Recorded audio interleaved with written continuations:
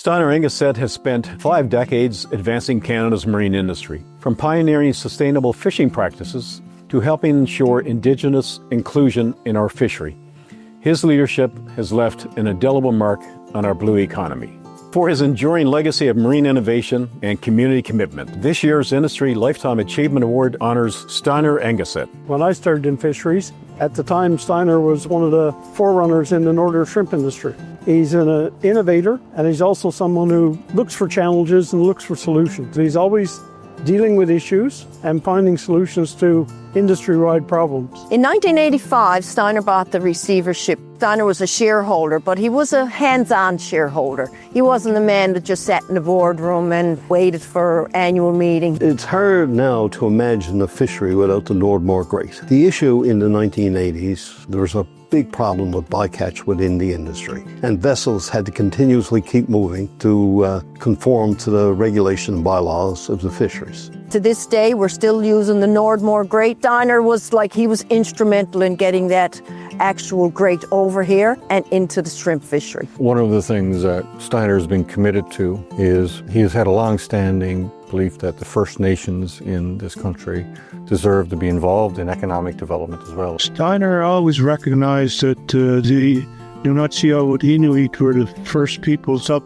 of our area, and enjoyed his working relationship and respected the Inuit cultural ways, and worked very closely to accommodate things within the partnership with regard to the cultural side of things, and not necessarily altogether just business and bottom line the dollar. Also have to be very cognizant and respectful of the Inuit cultural ways and incorporate that into the operations with regard to employment. He was always keen to ensure that they would have a secure, long-lasting place in the fishery, and it was a great honor for him when he moved out of the business last year to ensure that the business was actually sold back into First Nations hands. Steinar has a tremendous belief in the Fermuse Harbour.